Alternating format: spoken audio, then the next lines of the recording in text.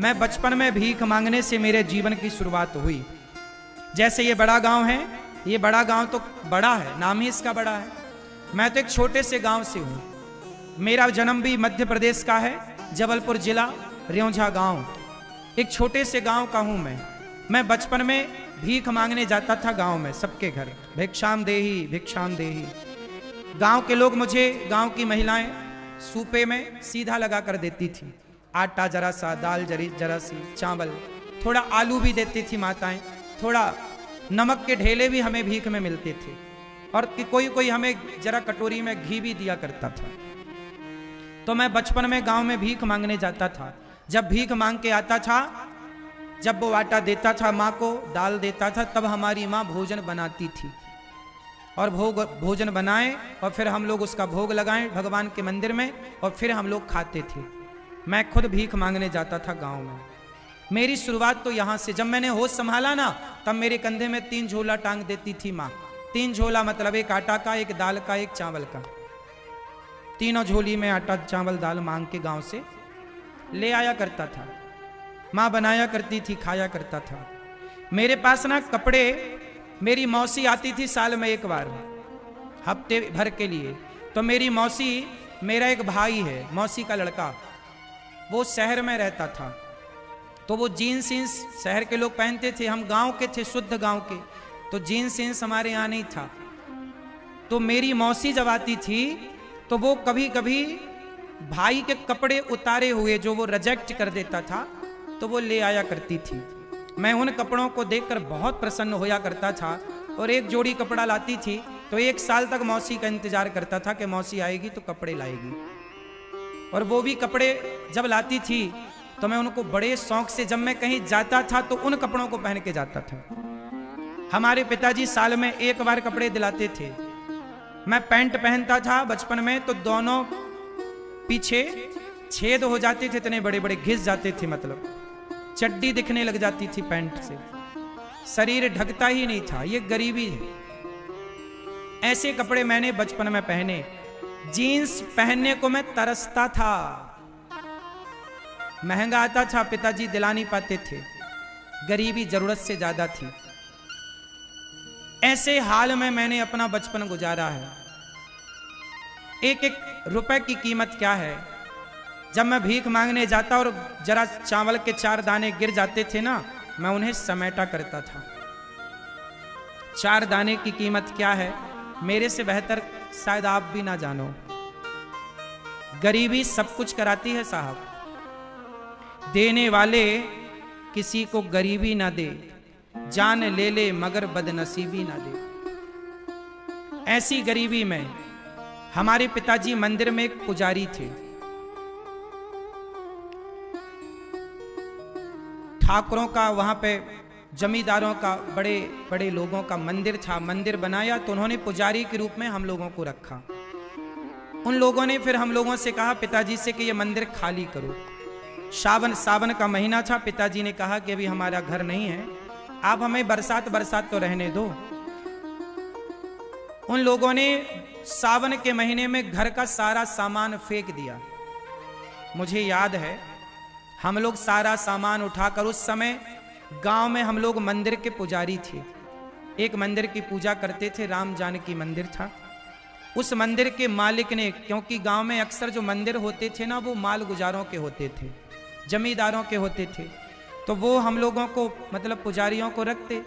अब उनका कहना है कि मंदिर खाली करो। भाई मंदिर उनका था तो वो कभी भी खाली करा सकते थे, ये उनका अधिकार था।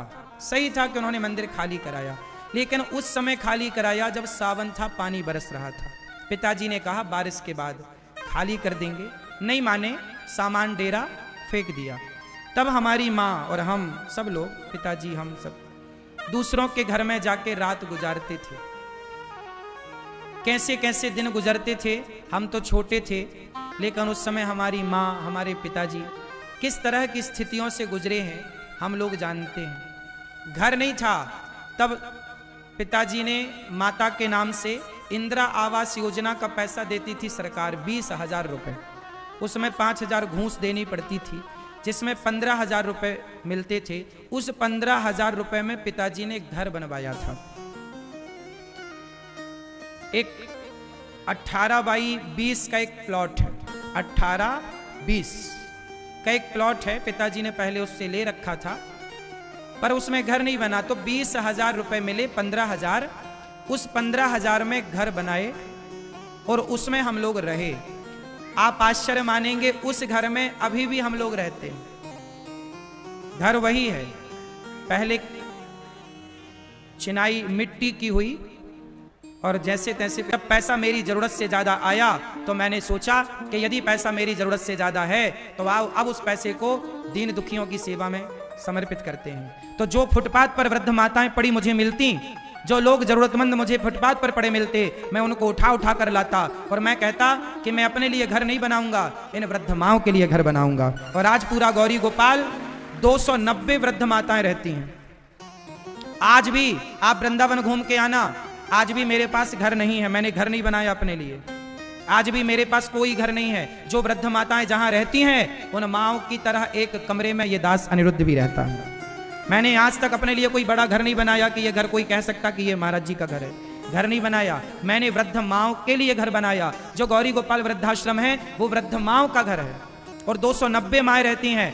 मैं पैसा कमाता हूं साहब, लेकिन मेरी जरूरतें को पूरी होने के बाद भी जब विधाता ने दिया तो मैंने उस पैसे से सिगरेट नहीं पी, मैंने उस पैसे से बड़ी बड़ी गाड़ियां लेके घमंड नहीं दिखाया, मैंने उस पैसे से शराब नहीं पी, मैंने उस पैसे से उन बेसहारा माओं को सहारा दिया। क्योंकि मुझे पता है कि घर से कोई आपको निकाल दे तो उसकी पीड़ा क्या होती है, जब कोई आपको घर से निकाले तो तकलीफ क्या होती है। मैं जानता हूं उन माओं की पीड़ा, जिन माओं के अपने बेटे उनको घर से निकाल देते हैं, उन माओं की पीड़ा शायद आप कभी जान भी ना पाओ। मुझे घर से निकाला गया था गांव के कुछ लोगों के द्वारा, मैं जानता हूं कि घर से निकाल देने की पीड़ा क्या है। शायद भगवान ने मेरे जीवन में जो इतना संकट, इतना कष्ट, इतना दुख भेजा था ना, शायद वो मेरी पढ़ाई थी कि बेटा पहले तू सब जान ले कि कष्ट क्या होता है, गरीबी क्या होता है, तकलीफ क्या होती है। जब तक आप तकलीफ नहीं जानते ना तब तक तकलीफ समझते नहीं है। इसलिए मैं जानता हूं कि बेसहारा माओं का दर्द क्या है। इसलिए गौरी गोपाल आश्रम में मैं समय निकाल कर, इतना व्यस्त होने पर भी समय निकाल कर मैं उन सभी माओं के पांव दबा करके अपने पुत्र धर्म का पालन करता हूं। पैसे कमाता हूं साहब, चोरी नहीं करता। देखो ना, 3 घंटे ददरुआ धाम में कथा सुनाता हूं और वहां से भाग के यहां आता हूं, 3 घंटे आपके बीच में कथा सुनाता हूं, ओवर टाइम काम कर रहा हूं। किसके लिए?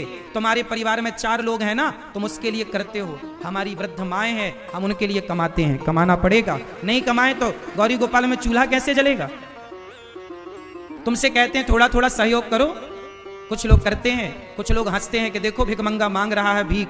क्या करें साहब, मांगना पड़ता है। कोई अपने लिए थोड़ी मांग रहे हैं, हमारे अपने लिए तो हमारी अपनी जरूरतें कुछ है ही नहीं, इच्छाएं भी नहीं है। अब हमारी कोई इच्छा नहीं है। बताओ हमें क्या बनना है? जो बनना था बिहारी जी ने बना दिया। हम तो भिख मंगे थे, भीख मांगते थे गांव में, हमें तो बिहारी जी ने जो बना दिया वो हमारी औकात से करोड़ों गुना ज्यादा है। अब क्या इच्छा है? कोई कामना नहीं, मेरी कोई इच्छा नहीं है। इच्छा केवल इतनी है कि गौरी गोपाल आश्रम में जो माएँ हैं ना, उनको समय पर रोटी मिलती रहे, समय पर दवाई मिलती रहे और उनकी सब प्रकार से व्यवस्थाएं बनी रहें। गौरी गोपाल गुरुकुल में सोचिए, वृद्ध माओं की सेवा के बाद भी मुझे लगा कि मेरे पास माओं की सेवा के बाद भी कुछ और काम हो सकता है। तो मैंने गौरी गोपाल गुरुकुल में 150 बच्चे रखे। उन बच्चों को आज गौरी गोपाल गुरुकुल में ये दास अनिरुद्ध आप लोगों से भीख मांग मांग करके उन बच्चों को, उनको कपड़ा पहनाना, पुस्तक, कॉपी, किताब, पेन, रहना, खाना, उन बच्चों को 150 बच्चे गौरी गोपाल गुरुकुल में पढ़ते हैं, उन सबको पढ़ाता लिखाता हूँ। मुझे लगता है यार मरूंगा ना, कुछ लेके ना जाऊंगा। आओ जब तक हूँ जीते जी, मेरे मेहनत करने से कोई बच्चा पढ़ पा रहा है, किसी माँ को सहारा मिल रहा है, किसी को पेट भर रोटी मिल रही है, तो आओ मेहनत करते हैं, आओ मेहनत करके किसी की सेवा करते हैं। अपने लिए तो पक्षी भी जीता है, अपनों का पेट तो कुत्ता बिल्ली भी भरते हैं। आओ समाज की सेवा करते हैं। गौरी गोपाल आश्रम में सवेरा होता ही हजारों साधु भोजन करते हैं। मैंने एक संकल्प लिया मन में, जब मैं भीख मांगता था ना अपने गांव में, तो याद रखना, जब मैं भीख मांगने जाता ना तो मैं महीने में 2 बार भीख मांगता था, अमावस और पूर्णिमा। तो 2 महीने गौरी गोपाल आश्रम में जो अन्य रसोई बढ़ती है ना, पूरे भारत की सबसे बड़ी रसोई है जगन्नाथ जी की रसोई। दूसरे नंबर पर तिरुपति बालाजी की रसोई, तीसरे नंबर पर गोल्डन टेम्पल अमृतसर की रसोई जिसे लंगर कहते भंडारा, चौथे नंबर पर एक जगह और 5वें नंबर की गौरी गोपाल जी की रसोई है। सर्वे करने कभी आ जाना। 30,000 से अधिक लोग नित्य प्रसाद पाते हैं गौरी गोपाल जी में। कितने लोग बोलो एक बार? 30,000 लोग नित्य प्रसाद पाते हैं। तो आपसे कहता हूं कि आपके थोड़ा सा अन्न सेवा से जुड़ जाए तो जोड़ लेना। अन्नदान सबसे बड़ा दान है, सबसे बड़ी सेवा है भगवान ने। अच्छा ये बताओ, इतनी बड़ी सेवाएं कोई व्यक्ति कर सकता है? मैं नहीं कर सकता, मेरे जैसा भिखारी तो बिल्कुल नहीं कर सकता। अब इतनी बड़ी सेवाएं हो रही हैं तो समझ लो कि भगवान करा रहे हैं, चाह रहे हैं तो हो रही। तो ये मेरे करने कराने से नहीं, ये भगवान चाह रहे हैं इसलिए हो रहा है। इसलिए आप जो सहयोग करते हैं वो भगवान की प्रेरणा से करते हैं। आपको भगवान प्रेरणा देंगे तो आप भी 2 रोटी का सहयोग करोगे, और आपने यदि सहयोग नहीं किया तो समझ लो कि भगवान ने आपको अभी प्रेरणा नहीं दी। भगवान खुद आपके अन्न को स्वीकार करना नहीं चाहते। भगवान सबसे लेते भी नहीं है साहब। सबका अन्न धर्म से नहीं जुड़ता। बोलो हाँ। सबका धन धर्म से नहीं जुड़ता। ये तो बड़ी कृपा है गौरी गोपाल भगवान की कि वृंदावन में गौरी गोपाल में सवेरे से हजारों संत आते हैं और सभी संतों की सेवा का अवसर मिलता है। तुम्हारे द्वारे पे कोई संत आ जाए, तुम्हारे द्वारे पे कोई भूखा आ जाए तो ये समझ लेना भगवान की कृपा है कि आज तुम्हारी रोटी को, तुम्हारे अन्न को भगवान पवित्र करना चाहते हैं कि उसको खिलाओगे तो अन्न धन पवित्र होगा। तो गौरी गोपाल आश्रम की सेवाएं इतनी विशाल हैं, इतनी सेवाएं हैं, और भगवान की प्रेरणा से सब कार्य हो रहा है। आप लोग ये ना समझें कि सब कुछ है। कैसे है? मेहनत तो तुम्हारा बेटा भी कर रहा है, तुम्हारा छोरा भी दिन रात मेहनत कर रहा है। तुम्हारे छोरे की आयु कितनी है? तुम्हारा बेटा कितने साल का है? तुम्हारे बेटे के बराबर कहीं मैं हूं। मैं अभी 34 साल का हूं, 34 रनिंग चल रही है, 34 33 साल कंप्लीट होके सितंबर में 34 चालू हुआ। ये दास अनिरुद्ध 34 साल का है। मेरी उम्र के तुम्हारे बेटे होंगे, मेरी उम्र के तुम्हारे पोते होंगे, दादाजी जितने यहां बैठे हैं। हाँ या ना? मेरी उम्र 34 साल है। इस 34 साल की उम्र में ये दास अनिरुद्ध जितनी मेहनत करके समाज की जितनी सेवा कर रहा है, आपके बेटे भी इतनी मेहनत करके समाज का पैसा कमाना बड़ी बात नहीं है। पैसे का सदुपयोग करना बड़ी बात है। क्यों मेरी मां? सही जगह खर्च करना बड़ी बात है। आजकल के लड़के बड़े गांव में भी इतने लड़के हैं, सब कमा रहे हैं। आपके बच्चे भी पैसे कमा रहे हैं, पर वो कमा के 500 रुपया की शराब पी जा रहे हैं। हाँ या ना? कमा के वो 1000 रुपया का मुर्गा खा जा रहे हैं। कल एक छोरा बोल रहा था परसों नरसों के मांस खाने से सेहत बनती है। मेरे को पढ़ा रहा था वो, यही छोरा। तो ये तुम्हारी औलादें हैं। मांस खाने का फायदा मुझे बता रहा था वो। तो ये तुम्हारी बच्चे, वो भी लगभग मेरी उम्र का था। तो एक वो बच्चे हैं जो मेरी उम्र के तुम्हारे मांसाहार कर रहे हैं, एक वो हैं जो शराब पी रहे हैं, और एक बच्चा मैं भी हूं। मैं भी तो अपनी माँ का बेटा हूं, अपने पिता का पुत्र हूं। तो मैं भी तो एक बच्चा हूं, मेरी भी तो अपनी इच्छाएं हैं। मैं भी तो गाड़ी खरीद सकता हूं और यूं यूं चला सकता हूं। लेकिन मैंने अपने कमाई के प्रत्येक रुपए का सही उपयोग किया है कि नहीं? जोर से बोलो। इसलिए अपने बेटों को बोलना कि आप भी बेटा पैसा कमाओ, और ऐसे पैसे कमाओ कि वो पैसा किसी के अच्छा ये बताओ, भगवान आपसे कितने दूर हैं? भगवान आपसे कितने दूर हैं? बस 2 अंगुल। आपसे कितने दूर हैं? 2 अंगुल की दूरी है। जब तक मैं अर्थात अभिमान नहीं मिटता। अच्छा, आप में से कितने लोगों के भीतर अभिमान है? जिसके भीतर है वो हाथ उठाएं। अभिमान कभी ना करना भैया। रावण ने अभिमान किया, क्या पाया? बोलो मेरी मां। मैया, ओ पंचायती मैया, सुन लो मेरी मां। तीली मैया, जल्दी बैठो मेरी मां। ए मैया, लाल मैया अभिमान। अच्छा ये बताओ, अभिमान अच्छी चीज है कि बुरी चीज है? जोर से, क्या है अभिमान, अच्छा कि बुरा? जोर से, बुरा। अभिमान ने ही रावण का नाश कर दिया। रावण को किसने मारा? किसने मारा? जोर से। रावण को राम ने नहीं, राम न मारे काहू को पापी नहीं आराम। आप ऐसे मर जाते हैं कर कर खोटे काम। रावण को रावण के अभिमान ने मार दिया। राम तो निमित्त बन गए। क्यों जी, बात सही है? इसलिए कभी अभिमान ना करना। अभिमान करोगे तो बात बिगड़ जाएगी। अच्छा ये बताओ, आपकी संसार में हैसियत कितनी है? हमारी और आपकी हैसियत कितनी है संसार में? बताओ, आप इस संसार में कितना बड़ा स्थान रखते हैं? क्या हैसियत है, क्या आपकी भूमिका है संसार में, सृष्टि में? सुनो, मैं अपनी बताता हूं। देखो, हम लोग फिजूल का अभिमान करते हैं। अच्छा ये बताओ, आप कितने लोगों का पेट भरते हैं भैया? बताओ, पीछे वाले भैया बताएंगे कितने लोगों का पेट भरते हैं आप लोग? 2, 4, 8 लोगों का। ये भैया 8 लोगों का पेट भरते। भैया आप कितने लोगों का पेट भरते हैं? चश्मा वाले भैया 4, 5 लोगों का। आप कितने लोगों का? हाथ उठा के बताओ उंगली से। 5। ये भैया गमछा वाले भैया, आप कितने लोगों का पेट भरते हैं? 4 लोगों का पेट। बड़े भाई आप कितने लोगों का पेट भरते हैं? 2, 4, 6, 10 लोगों का। बताओ उंगली से, बताओ इशारे से। 10 लोगों का, ठीक है। सुनो, देखो आप लोग कह रहे हैं कि हम 4 लोगों का, 10 लोगों का पेट भरते हैं। ये भी एक घमंड है। मैं आपको ये बताना चाहता हूं कि आप ये सोच रहे हैं कि मैं 10 लोगों का पेट भरता हूं। नहीं साहब, हम किसी का पेट नहीं भरते, सबका पेट भगवान भरते हैं। पर हम झूठे ही घमंड पालते हैं कि हमने इसका पेट भरा, हमने ये किया, हमने वो किया। हम कुछ नहीं करते। अच्छा ये बताओ, जब हम मर जाएंगे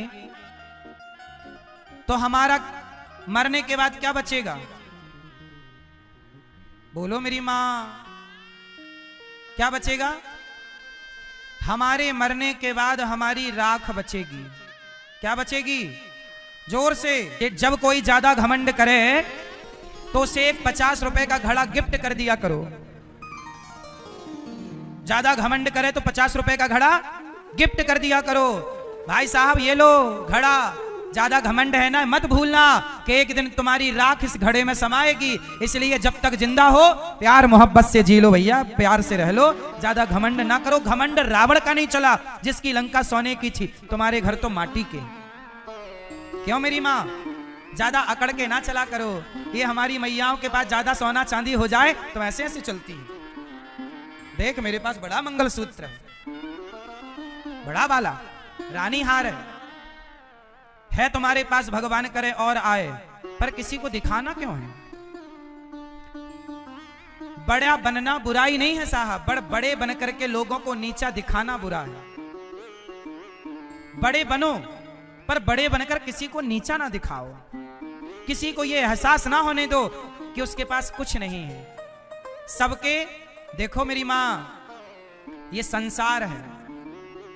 यहां संसार में कंधे पर हाथ रखने वाले लोग बहुत कम हैं। पांव पकड़कर खींचने वाले लोग, पांव पकड़कर खींचने वाले लोग ज्यादा हैं। आप आगे बढ़ेंगे तो आपको रोकने वाले लोग बहुत हैं, पर आपके कंधे में हाथ रख के ये कहने वाले लोग कम हैं कि तू चिंता ना कर, मैं तेरे साथ हूं। जब आप किसी का साथ देते हैं ना तो ईश्वर भी आपका साथ देते हैं। इसलिए साथी बनो। बस किसी के पांव पकड़कर खींचो ना, घमंड में ज्यादा ना रहा करो। ये अनिरुद्धाचार्य को मैं कभी घमंड नहीं करता साहब, किसका घमंड करूं? मैं इस गांव में भीख मांग मांग के खाया करता था, भिक्षा मांगता था गांव में, घर घर जाकर भिक्षा मांगता था। ये मेरे गांव के लोग इस बात के गवाह हैं। मैं एक नंबर का भिखारी हूं, मैं घमंड किसका करूं। मैंने अपने वो दिन भुलाए नहीं हैं, मुझे अपने वो दिन याद है। मैं घमंड नहीं करता, इसलिए आप भी किसी घमंड में ना रहा करो। मुझे पता है कि मैं एक दिन जल करके राख हो जाऊंगा। ये हमारे बगल में ही रहा शमशान घाट, कितने लोग जल के राख हो चुके हैं। कौन रहा है कि कौन रहेगा। खेल कितने दिन का है, ज्यादा से ज्यादा 100 साल। तुम कितने साल रहोगे धरती पे, अधिक से अधिक 100 साल। 100 साल भी मुश्किल है, लेकिन इन 100 वर्षों में हम घमंड करके क्यों रहें। हम समाज की सेवा करके रहे ना, हम सबको गले लगा के रहे ना, हम सबको अपना बनाए, सबकी आंखों के आंसू पहुंचे। मर ही जाना है साहब। अर्थी ने कहा कि बहन डोली ज्यादा बड़े बोल ना बोल, सुन आज यदि तू डोली है ना, तो मैं भी कभी डोली से आई थी, लेकिन कितनी भी डोली में जाओ, पर एक दिन अर्थी से तो चलना ही पड़ेगा। हमारी आखिरी यात्रा क्या है। तुम कितनी भी महंगी गाड़ियों से, हेलीकॉप्टर से, एरोप्लेन से यात्राएं कर लो, लेकिन आखिरी यात्रा तो लकड़ी की नसैनी से होगी। बोलो हाँ। अर्थी ने कहा डोली ज्यादा घमंड ना कर बहन। चार तुझ में लगे, चार मुझ में लगे, फूल तुझ में चढ़े, फूल मुझ में चढ़े। चार तुझ में लगे, चार मुझ में लगे, फूल तुझ में चढ़े, फूल मुझ में चढ़े। डोली ने कहा अर्थी देख तू मेरे रास्ते पर क्यों आ गई। तब अर्थी ने कहा बहन देख, मैं तेरे रास्ते पर आकर मैंने कुछ गलत नहीं किया, मैं मर गई, इसमें मेरा क्या दोष है। मेरे गले में देख पुष्पों की माला है, तेरे गले में भी पुष्पों की माला, डोली के पास भी पुष्प होते हैं, अर्थी के पास भी पुष्प। जब इन पुष्पों ने अंतर नहीं समझा, तो तू अंतर क्यों समझती है बहन। तेरी डोली भी लकड़ी की है और मेरी अर्थी भी लकड़ी की है। तुझे 4 लोगों ने कंधा दिया, तो मुझे भी 4 लोगों ने कंधा दिया। अर्थी ने कहा 4 तुझ में लगे, 4 मुझ में लगे, फूल तुझ में चढ़े, फूल मुझ में चढ़े। 4 तुझ में लगे, 4 मुझ में लगे, फूल तुझ में चढ़े, फूल मुझ में लगे। फर्क इतना है तुझ में और मुझ में सखी, फर्क इतना है तुझ में और मुझ में सखी। अर्थी ने कहा बहन तू पिया के चली, तू पिया के चली, मैं प्रभु को चली। मैं पिया के चली, मैं प्रभु को चली। अर्थी ने कहा डोली बस अंतर इतना है कि तू पिया के घर मतलब पति के घर जा रही है और मैं प्रभु के घर जा रही हूँ, इतने से अंतर में तूने अपमान कर दिया।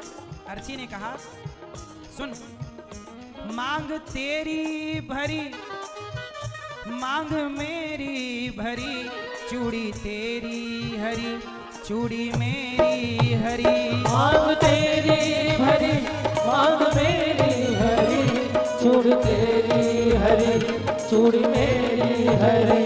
कोई सुहागन मर जाए तो उसका भी 16 श्रृंगार करके ले जाया जाता है। बहन अर्थी बोली डोली तेरी मांग भरी तो देख मेरी मांग भरी, तेरी चूड़ी हरी तो मेरी चूड़ी हरी, तूने मेरा अपमान कर दिया। मांग तेरी भरी, मांग मेरी भरी, चूड़ी तेरी हरी, चूड़ी मेरी हरी। मांग तेरी भरी, मांग मेरी हरी, चूड़ी तेरी हरी, चूड़ी मेरी हरी। फर्क इतना है तुझ में और मुझ में सखी, फर्क इतना है तुझ में और मुझ में सखी। विदा हो चली मैं अलविदा हो चली, तू विदा हो चली मैं अलविदा हो चली। ए बहन तू विदा हो रही है, मैं अलविदा। लकड़ी तुझ में लगी, लकड़ी मुझ में लगी, लकड़ी वो भी